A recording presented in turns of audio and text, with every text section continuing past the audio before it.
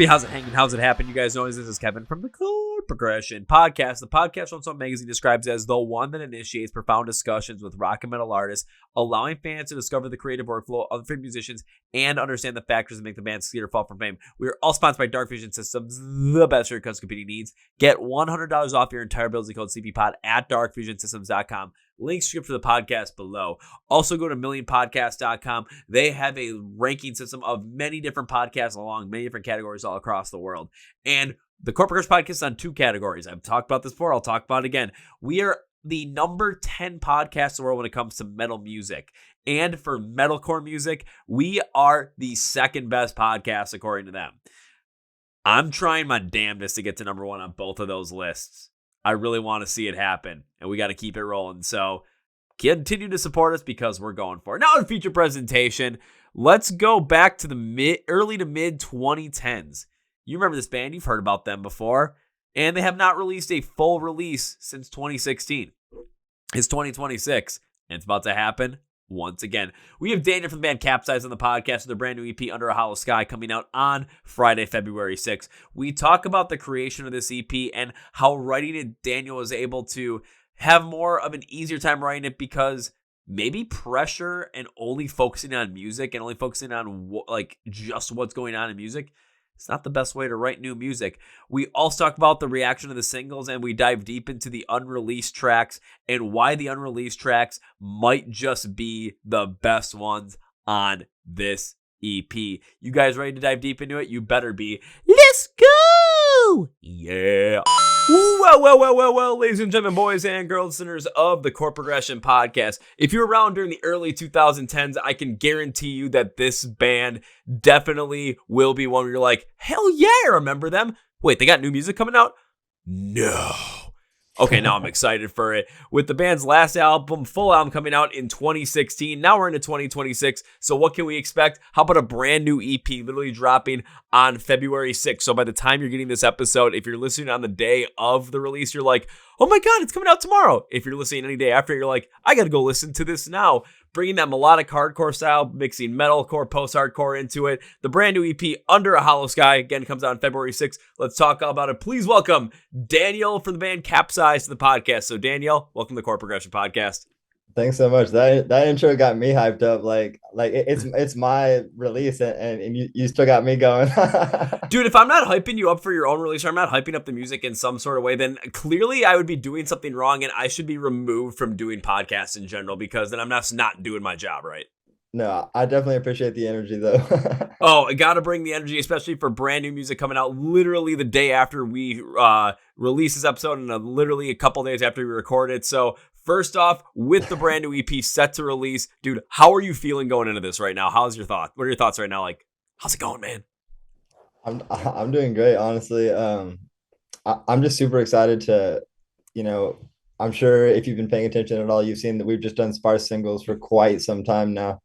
And so to finally have, a real body of work and our first physical media of music in essentially a decade, yeah, it's beyond exciting. I feel like we have the most essentially patient fans of all time. So oh, absolutely. Again, body of work, first collective body of work coming out in 10 years. I know you guys have been sparsely doing the singles since I believe it was 2022 because, I've been doing this for, I think, 7 years now. So I've been listening to music a lot longer than that. So I know of some of the stuff. It's like, okay, see when some of the stuff comes out, then all of a sudden, all right, it's gone. It's not there. We're waiting for new stuff, constantly waiting. Seems like it's never going to happen. Then all of a sudden, boom, we get it at a time where you're not expecting it.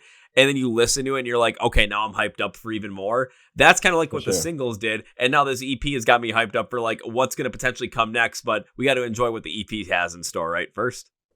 No, for sure. Yeah.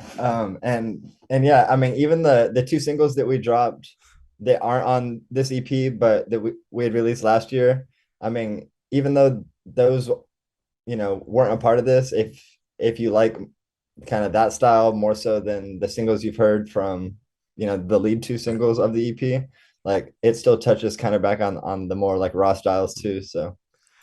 Oh, it absolutely does, and we can go Yeah. deeper into it. But then again, so we'll start out with this. So again, first physical release, first full release or collective body work release in 10 years. What was it like working on something like this, not having done something like this exact type of thing in literally a decade as music has progressed and time has progressed over the past 10 years, specifically with massive changes in the heavy music scene with its popularity driving and what the pandemic did in terms of, all the changes that were made in the music industry, beyond that, the ability for people to discover new music through, increased social media presence. What has that change and that difference been like?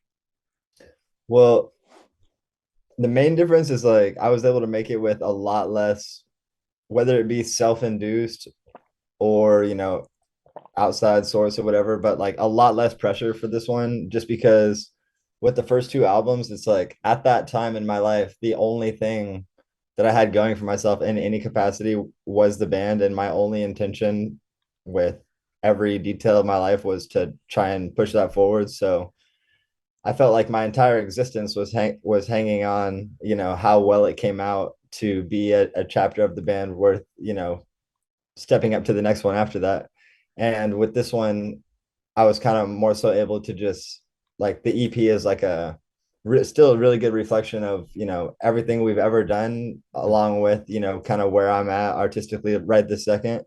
But, I don't feel like my whole like life is riding on it. So I think that's better, just because like, back in 2014 or 2016 or whatever, being in the studio felt so like serious, and like even if we were having a good time, it still felt like serious, and like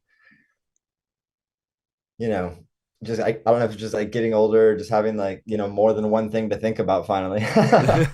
but but yeah, essentially, whenever we were writing those the two older full lengths, that was 110% of my reality in that moment. The only thing I was doing, period, was writing that. I was like living for it. And with this new EP, I'm kind of putting real life on pause to get some like me time to be able to put this together for all the people still listening. Understand, when we take a look back in like the history of music as well, you can take a look at the artists and the bands that have, of course, hit it big, made it big. When you see the ones that like their first massive album, their first massive, hit when it comes to their type of sound, usually it comes earlier in their career when like music might be the most important thing, but it's not just the sole focus of everything. Like I think about Linkin Park when they released Hybrid Theory. Yeah, that was their debut album. Or Guns N' Roses' Welcome to the Jungle, or what Bad Omens did with Death, Peace of Mind a couple of years ago. Even though that was their third album, it was, the pressure wasn't so heavily on them because it was, we have to recreate, like we have to just keep this going or keep this momentum rolling.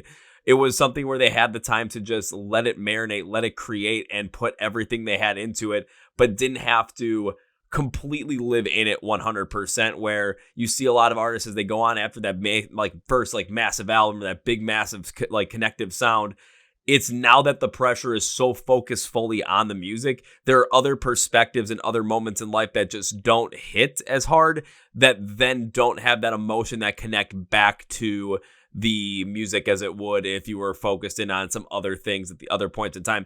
It's like the experience of life is then constricted when your sole focus is on one thing. And that could be music, that could be anything in life. It's like the people that become super duper heavily involved in their careers, and then they have families, and then they look back at the time and they regret, I wish I spent more time with my family because I was at work way too much. No, for sure. I'm in total agreement with all that. And like, I think that if the only thing you do is tour, like you're gonna get to a point where it's time to make a record. And if that's the only thing you've done, no matter how well it's gone, whether you're selling out arenas or playing fucking dive bars or anything in between, if that's the only thing you're doing, the only thing you're going to be able to speak on is that exact experience, which isn't particularly relatable to your fans. Like your fans doesn't know what it's like to like have to live on the road. So if you make a whole album about the fact that you've just spent all your time on the road, that's not going to hit with anyone. And so stepping back, like, and letting life, and then like jumping back into it, like I feel like kind of like reconnects you to the common listener. I think you even put it even better than I did too when you said the average fan's not going to be able to, relate to living life on the road. It's, again, you're going to be siloed into one specific spot or one specific moment or one specific style of life, where the variety of what life can bring you is going to be erased. Or it's very similar to what you see when people get, focused in on certain aspects of life, certain aspects of what's going on in the world. It's when you focus so heavily in on one topic, everything else just kind of falls by the wayside. And then those other perspectives and those other emotions don't come into you. And when we're looking at artists, when they, really show themselves authentically and when they absolutely blossom, it's because you're seeing all of that authentic self come in from the variety of where their life has taken them, not just what has happened the last, 3 years, if they were touring on the road for 3 straight years and never did anything else. Yeah. No, I completely agree. Like, I mean, you gotta go through shit to stay relatable. Yeah, again, variety is the spice of life, and through the 10 years between your last full body release and this one, not only along with the singles, but the fact that this didn't have to be your sole focus, or you weren't just tunnel vision on this record. You were able to see where life was taking you, have those different experiences, feel those different emotions, because then you're able to connect to those and then create songs that you can relate to that are off of those emotions and those feelings, that then when we listen to them as listeners, it's like, now we have this connective feel to it, because even if we didn't go through the exact same thing, that feeling of emotion is very, very similar or almost the same, where we can then understand it, picture it in our minds, and then relate to a specific moment in our lives that really connects with that. And then the cycle continues of connecting to music and actually feeling it in your soul, rather than kind of having it be on the surface like a lot of pop music has been. No, for sure. I definitely agree with that. And something that, like, we'll probably get back to this, but something that I kind of touched on in some previous interviews is the fact that, like, lyrically speaking, I'm not necessarily, I mean, and if you've been a Capsize fan, you would know this, but I'm not necessarily like a very direct storyteller. Like, a lot of our lyrics is kind of like my like free flowing emotion kind of. And so as people listen to it, like, I don't really think that anyone's going to be like, oh, like, that's cool that he let us into that window, or, oh, he's talking about like this here, or oh, like, it sounds like he's talking about me here. I feel like the collective body of work like paints the pictures of emotions that everyone goes through, like, super regardless of who they are. Oh, absolutely. Because I was even looking through some of of course, every time I get an artist on like this, I always listen to the music, especially if it's brand new music, put on a good old like Microsoft Word document, and I've got 5 pages of notes, like pretty much a page for each song of when I was listening to it. Okay, what were my thoughts on it? What was I feeling during this? How did this all work together in my mind? So that, if we're talking about this stuff, when you start talking about those emotions, I'm like, oh shit, this is exactly right. Just because I don't want to just miss out on, this is really where it connected with me when I was listening to this stuff. And what you brought up, the lyrics are not very direct. They're not very upfront in terms of telling a direct story, but the emotions that you feel throughout these songs, you fully understand it, and you're able to embody those for your own self, versus having to go through that exact same story and only being able to relate to it if you went through those exact same emotions. No, for sure. You definitely get it. Hey, again, doing like 700 of these, it comes at some point in time. No, Wasn't that way at first, but it took some time, but we've gotten there. But when it came to these songs specifically, like, because of course now we've had the 2 singles out there, Under a Hollow Sky and The Fracture. With those, when those were released, from your own perspective, what was that response like from the fans? Not only from, of course, new music as a whole body of work from Capsize, but also just the response from how people were connecting to them, given the fact that the lyrics are more of an emotional guide versus a direct storytelling mode. For sure. Well, like I said, like that's kind of a theme that I've kind of carried from day one, that it's taken time to go by and meet a bird's eye view of myself to even register that. Because before, I'm not thinking about my writing style. I'm just like writing, whatever's coming to mind. Being, later on down the road, I'm able to have, a better, way more of an outside perspective on what I've been writing. And, as I find different artists that, are more storytellers or are even more poetic, or, like this or that, it's nice to kind of define that. But as far as the like reaction to these 2 songs, I mean, it's honestly been the same. I feel like like we've kind of gotten the exact same reaction from maybe the last, 6 songs that we've dropped over time, which is, people being stoked that we haven't lost, our edge or whatever the fuck. And hopefully wanting more. And now we're finally able to reward the people that have, been patient fans. I would agree with that from my own like perspective, because you guys have not lost that grit and you guys haven't lost that like roughness around the edges that these songs have, but there is some sort of like a poetic nature and a poetic flow to them that does show like, the sound is slowly continue to evolve over the course of time to be something that might be a little bit grander on an emotional scale than what you would expect. A great example of that in my mind is a band like Rise Against, where earlier on it's like their punk sound, it was much more direct and aggressive, but as time has gone on, as some of their sound has kind of lost a little bit of that like rough around the edges tones, the lyrics have turned to more of this poetic punk style that allow the stories to expand in a much further direction. Like here, it's you're still seeing that roughness that's there, but the lyrics are able to kind of paint that picture once again to create this overall continuous flow of a poetic nature that really gets under your skin, but still has that rooted feeling of raw aggressiveness that still captures the classic sound of Capsize from, years prior. No, for sure. Yeah. It like, a bunch of conversations that I've had, like everyone's cool to talk to. I'm down to talk to like anyone that's even remotely interested, but like I can tell that you've actually like soaked the shit in, and so I definitely appreciate this conversation, more than I would the typical, tell us about the record. Like I can tell that you like properly, taking it in as much as our biggest fan would, like as much as I wish for people to, soak in my art. Yeah, like I just respect the level of like prep that you've done so far. I can definitely tell. Oh, thank you. I think for these 5 songs, I want to say I spent an hour and a half on these 5 songs soaking them in because I didn't know what else to do. I was on a plane on my way back from Cancun, going back from very nice weather to the coldest day of the year so far in good old Milwaukee, Wisconsin. And I'm like, no one on this plane knows I'm listening to stuff that, is unreleased yet, but I'm enjoying this every minute, just going nuts. And it's, again, I love that idea because for me it gave me the time for this EP to sink myself into it, where the only things that were going around me were just a bunch of people sitting around. So it was like mentally, there's no distractions anywhere else except for what's in front of me, the things I want to write down about this, and the experience that I'm hearing right in here. It's like I'm in my own little world to just expand on this with the phone that's on airplane mode and no other connection really to the outside world, unless I wanted to, use the plane's Wi-Fi to go somewhere else. But I'm like, no, I've got this specifically to listen to this EP and process through the whole entire thing.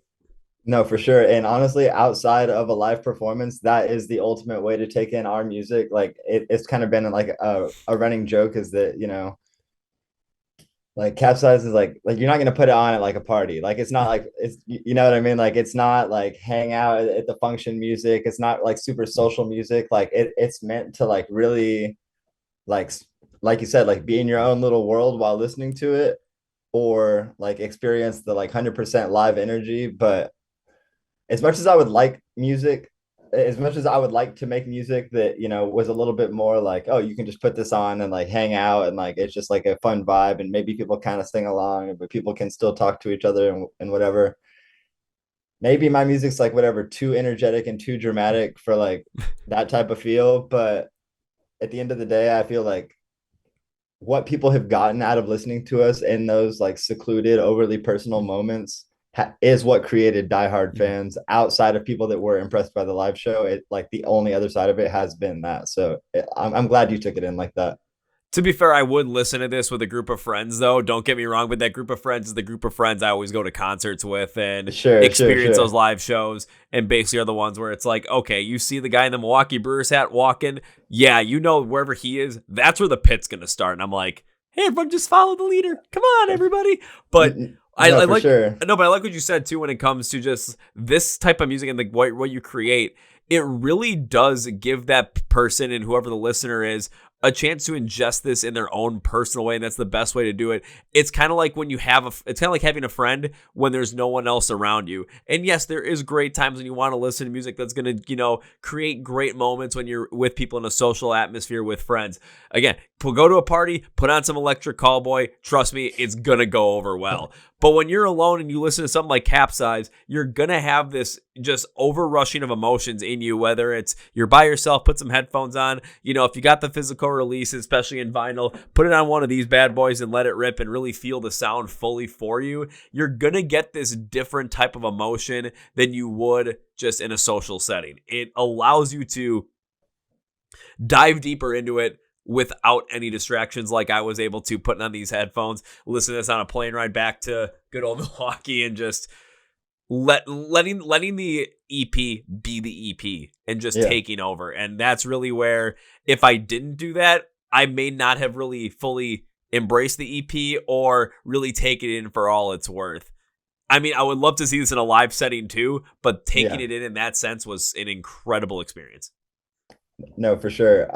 At every phase of the band, I've felt that same sentiment, which is, if you're not seeing it with like the members like physically like slinging sweat into your face, then the only other way to listen to it is like having like a visceral moment of solitude.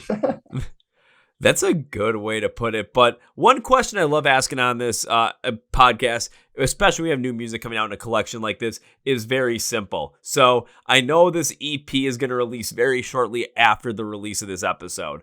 But at the moment, there are 2 singles out and 3 songs that are yet to be released. We'll take those 2 singles and we'll move them to the side just because everyone can already hear them, everyone can already experience them, but it's the other 3 that we're focused on.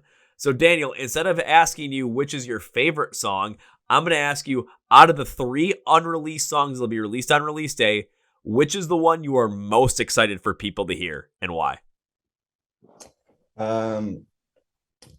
Probably Scars You Left, just because that one kind of touches on the super early, like say like 2000 to 2004 era of like early metalcore that I really liked. And I've always kind of wanted to like, work that into what we were doing. But as you know, like the early chapter was like so defined by our version of melodic hardcore.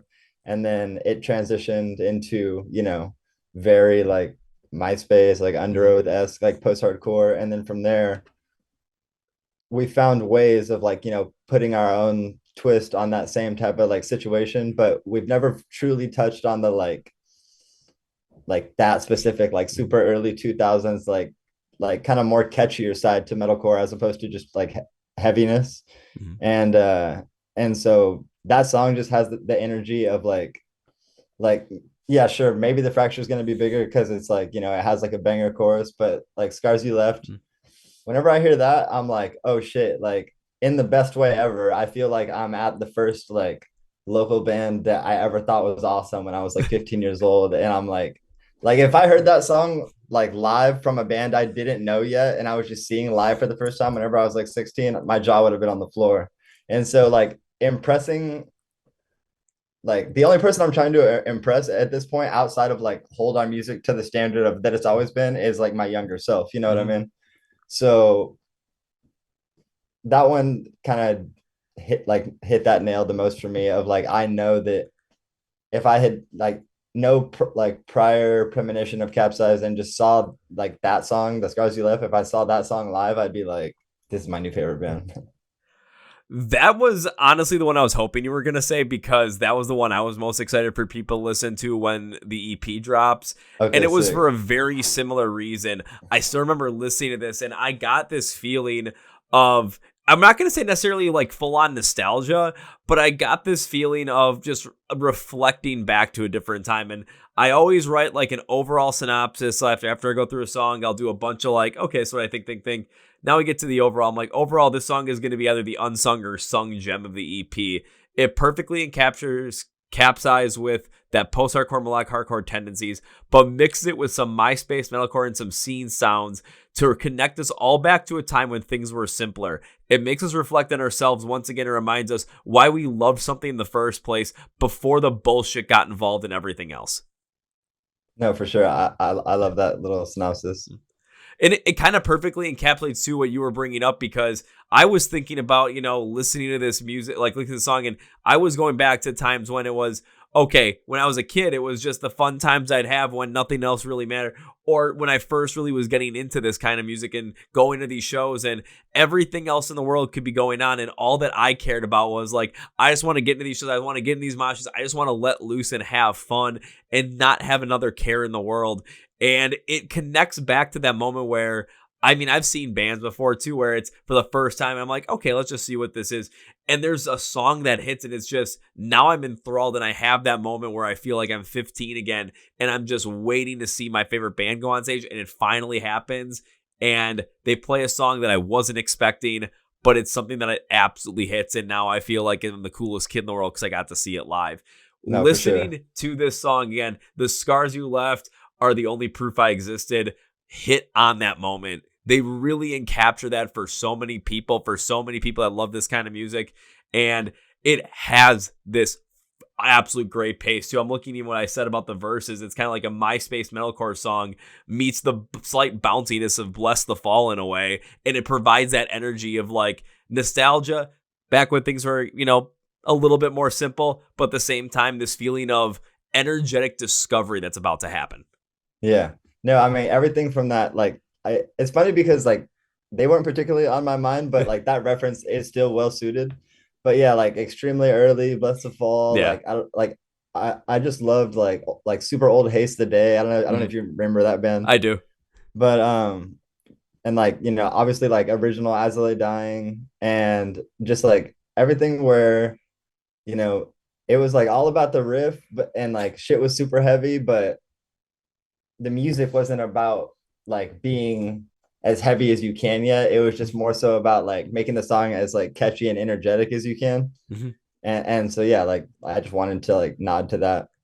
And you absolutely did, because it was the song that when I got done with the EP and even before getting on this call with you and be able to talk with you, that was the song I kept going back to. That was the one I kept wanting to listen to while at work during the day. That was the song I was listening to get ready for this, because I thought for this EP, there is no better song for me to just fully embrace this EP than is going to be this one with Scars. It was the one that just still grabs onto me from the moment I listened to it to now, and probably will continue to grab onto me throughout to the end of the year and beyond. Nice. Yeah, that was definitely my hope for that one. Like, I purposely didn't make it a lead single because I wanted it to be like like you said, like kind of like the little gem of the record, where it's like, the fracture is what, maybe gets the most attention, or maybe, one of the other songs that are like a lot more melodic, like in the long term, maybe 2 years from now we'll have like way more plays or something like that. But I feel like, especially people our age, well, I mean, how old are you? I'm 31. Okay, cool. Yeah. So you're 31, I'm 35. And I feel like, honestly, anyone between the ages, like right now, anyone between the ages of like 27 to like, 37 is going to hear that song and be like, fuck yes. Like, it's not just, oh, it's cool that they're still doing post-hardcore. And it's not just, oh, like another, throwback metalcore band as an overall umbrella to it. But that song really has the energy that, we both on our own feel like really just brings you back properly.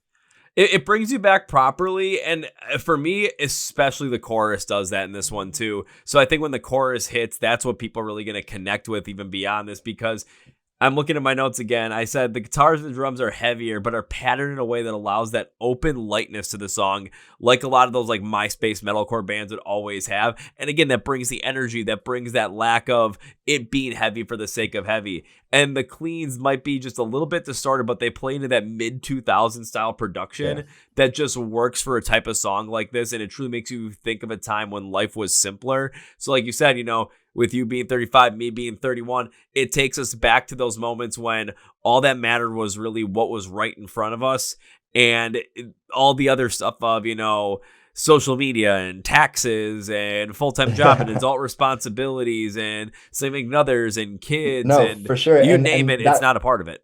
And that exact same like kind of youthful freedom is also why, like, that's the only song that like doesn't have a perfectly repeated chorus out of everything. We have every, all over Reintroduction, everything after that, every song that has like a proper chorus is just like as repeated as is, maybe with one extra layer. But on this song, like the chorus is kind of cut two different ways. Like the first time it comes around, it goes the way it goes, and the second time it comes around, it actually reverses the order, just to like play into that. Like it's like a decision that I made creatively, but I also would have made that creatively by not being like a seasoned songwriter yet as a young kid. And I wanted to like just dive all the way back into that freedom of being like, why does the chorus have to repeat? I'm just a kid screaming whatever I want. You know what I mean? Yeah, again, it has that level of freedom to it, and that's Yeah. something you want. And then even taking a look at the other singles, it's like, or no, the other unreleased songs, they're not using that same sort of pattern and that same sort of freedom, but they're gonna take a different tone and a different idea into what you're doing. They're gonna hit it in a much different way. There's gonna be ones that are gonna have much more emotion to it, like just Rip the Halo. That one has much more of an emotional play off of it by reflecting on what feels like your past to come to terms with something that you've done. Or when it comes to Ember, it like provides us with like a heavier overall tone, but it just has this, overall great way to go to close the song overall, especially with the way the bridge and the breakdown work. It just closes that encapsulation fully so that when you are at the end of the song, you're just like, this was actually really cool. And I don't want to give too much away of that one because we've talked a good amount about Scars too, and I want you guys to be amped up for that one, but I got to tease the other ones too because honestly, I like the deep cuts more than I like the singles. That's just my preference. Nice. Well, I mean, that's good just because, most of the time the singles is everything that there is to show for something. Yeah. Oh, So, yeah. so the fact that, like, I'm not looking at it as, all right, well, the singles are out there. So like it is what it is. Like I still have, even though they're not being released as singles and, thankfully they're not being released as singles, but as people dive in, I feel like they're going to appreciate the other three for like their own separate reasons. And maybe, a different category of music listener is going to like lean towards one or the other. But I feel like that, like what we're saying about Scars is still going to be like a shared sentiment on the other ones of like one of the other two is going to be someone's favorite by a long shot and be like, how is this not the lead song? Yeah, and that's the beauty of it. And that's when I think even take a look at the albums that, I've really enjoyed or the ones that I really connected with or the ones I always think of like, oh yeah, this is my favorite album of the year. Typically there's a song that was not a single that I thought was much better than the rest, and I was wondering why it wasn't a single. And that could be from so many different genres, whether it's from the heavier side of hardcore and even more the metalcore side to post-hardcore to hard rock. I mean, heck, even in punk rock, you go all over the place. There's probably going to be an album that I really like from a given year, and there's one of the singles or one of the non-singles I thought was clearly the best. It typically happens, and on this EP, I even think all three of the unreleased songs were, for me personally, better than the two singles, but good. That just means that for everybody else, you got to get ready for this EP to release and listen to the entire thing because it's totally worth it just by that phrase alone or that sentence alone. For sure. Yeah. I haven't heard too many releases that like, as I listen to the non-singles, I'm like, wow, it's getting better. Oh, it's getting better still. And definitely not to toot my own horn or anything, but fucking, I do feel that way about this. Oh, totally agree. And I'm in agreement with you on that one too. But before we get wrapping this up, because I know you got to get going in a little bit, I got two main questions I want to ask you before we wrap this up. The first is, we've got this EP coming out on February 6th, which is literally the day after we release this episode. But that means there's only 1 month of 2026 that's in the past. There's 11 months that are in the future. What else can we expect from Capsize in 2026? I mean, like, totally transparent. There is no set in stone plan yet, but I mean, we're definitely going to be working more with everyone involved with that EP. Like we're going to work with Matt again. We're going to work with Cody again. And nothing's set in stone, but like we're trying to, turn it up. So trying to turn up and see where it goes. Well, I hope it all works out. But that leads us to our final question, which is going to be the most interesting one of the bunch. It always is because we've been asking this question, I want to say, since September of 2023, but it's one of my favorites. It's a way for us as music lovers and music listeners to get to know more great new music and for you specifically to support the music you love. I'm going Yeah. to limit it to 3, so we're not just having, a 3-hour session of going back and forth, having a great time mentioning bands we love. But Daniel, can you name me 3 bands or artists that you love that you would love to see more people get into right now? For sure, yeah. My favorite, like, I guess they're not totally unknown, but like my favorite, like in my eyes, the most underrated like post-hardcore band is probably this band called The Burden. Like you'd be able to find them in our like Spotify related for sure. Um, which I'm glad that there's people, even though we've never played with them or toured with them, that there's people that are listening to us and listening to them, and like that's the lane that they're appreciating, because that's the type of post-hardcore that I love the most. Um, shit, let me just like go on my Spotify and make sure that there's not something that I'm like, fuck, I wish I would have said that out of like Oh, my super yeah. recently. Oh, that's Like, totally fair. There are so many people when I ask this question that have to go to oh, Spotify, okay. so you're Okay. right in there. Another super like insanely underrated band. I mean, it's more so like a solo project, but like you've heard that band Sachi Six, like their guitarist has his own like metalcore project. It's called A Final Embrace. And I was listening to that on like repeat probably right before I wrote Scars. So if you like Scars energy, you'll probably find a little bit of like that same type of like not mid 2000s, but like super early 2000s type of feel that's in Scars is in their release too. Yeah, like the EP is called Inside of a Burned Dream by A Final Embrace. So yeah, if you want like a brand new take on like that same type of thing, I mean, that's what got me hyped to make Scars. So if you like that, you should check that out for sure. And then honestly, who do I want to shout out? Okay, another super underrated post-hardcore band called The Danger of Falling. I think they're from New Jersey. It's just like still kind of like it's like kind of halfway between our first 2 full lengths. Like it's like if we made that post-hardcore transition but didn't go quite as far and kind of like straddled the fence towards the more like 2014 melodic hardcore a little bit, but they do it in their own tasteful way. Like it's not just like a sound like Capsize band or like a more hardcore Under Oath or something like that. Like they have their own little feel too. So yeah, those are 3 things people watching this probably don't know, but like if they like our music at all, should probably check in on it. That's why I love to ask the question, because if you don't know about it, it's like these are the bands you should know about. These are the artists you should be checking out. And it helps kind of drive the mission of the podcast in itself, which was I just want to bring as much great new music to people as possible. Of course, as I kept growing, it was like I always want to bring on the bigger artists, the ones that I've been listening to, the ones I'm a fan of.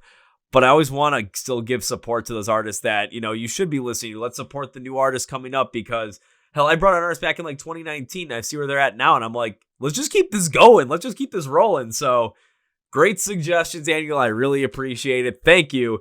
And I want to thank you for taking the time being on the podcast today. We're going to close this episode out with 3 things. So first things first, everybody, of course, this is Daniel from Capsize. When it comes to their brand new EP, Under a House Sky, which comes out on February 6, 2026, which again is either tomorrow if you're watching this the day of, or it's already out. Go to the description of the podcast where it says find Capsize online. Links, labels for everything are going to be there for social media, YouTube, where you can go and listen to all the new music, where you listen to the new EP, where you can check it out, where you can go support them. Everything like that is down there in the description. You have no reason not to go and follow along with them. Check them out. I'm doing all the work. All you got to do is click. It's like leading a horse to water. All you got to do is drink. And it's going to be fresh water too, fresh spring water. It's Capsize. It's new music. Come on.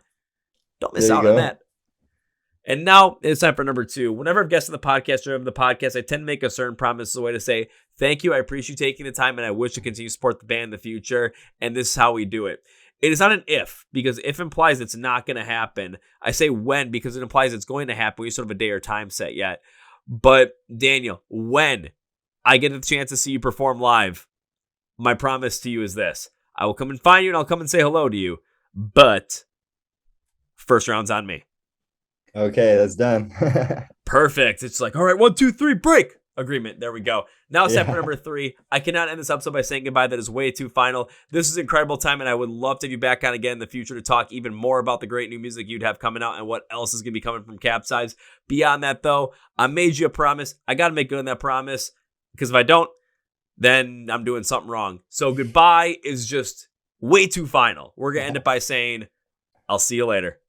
I appreciate you, bro. Thanks for everything. And I have a ton of respect for the effort you put into this. I can tell that you care as much about these interviews as I do about making the music, and it makes this a lot more fun. So I appreciate you, bro. They made the ending even better. I'm on the feels. Ah! Woo! Welcome to my interview with Daniel from the band Capsize. That's time for Kevin's final thought. I really loved this interview. I loved this episode as well. And the main reason behind it is just you see how the difference in writing and how the idea of writing just expands when it comes to different bands. And I think a huge key is when it comes to younger artists and when it comes to understanding music is when artists are making music and you see that big giant, like, oh my God, big blow up moment, why is it very rare that beyond that artists make like insanely relatable or insanely great music? And a lot of the reason is because if you're only into that kind of music, if you're only living life on the road and you're kind of siloed away from the world and you're kind of siloed away from just living everyday life, there's a lot of emotions, there's a lot of feelings, there's a lot of different experiences and perspectives that you no longer have access to or no longer have the ability to understand and really sink in with. And that's where a lot of the sadness, I think, comes in, because I would love to see some of these artists who have been making great music for so long go back to being grounded in reality and really understanding what it's like to just not live necessarily in the spotlight, but live somewhere where it's, you're just more connected back to the world. I think rock and metal has a better chance at that, even as popularity grows compared to stuff like pop and hip hop.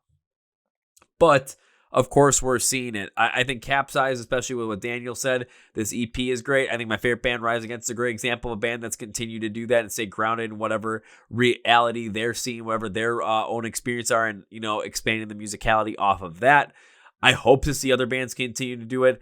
Even though, Bring the Rise is one of the biggest bands in the world, they're continuing to experiment and they're continuing to experience new things. And that experimentation experience is what's keeping them fresh and continue to move on. So you can still do it at the largest level, but you don't always see it from every single artist. So keep an eye out on that. I want to thank Dan for coming to the podcast. And when it comes to Capsize, go show the podcast below. Link symbols for social media where you can find them online, and where you can go and listen to the brand new EP when it drops on February 6th. So be sure to go and do that and follow along with them and not miss out on anything that's coming up. Please also follow along with us on the Chord Progression Podcast. We're on Facebook, Twitter, and Instagram. Link to the podcast below. Hit the subscribe button on YouTube, which is right down here. If you do not do that, because I'm on Spotify and Apple Podcasts, well, we're there too. Hit the subscribe button or follow button there. Also hit the like button and comment what you think about Capsize's new EP, along with, do artists have a harder time writing music after their big hit and after they gain popularity and they're always on the road all the time? What do you think? Let us know in the comments. On that note, that's going to be me. Thank you for listening to the Chord Progression Podcast. My name is Kevin, and you guys know how I end every single one. Have a big, healthy, and hearty. See ya! Yeah.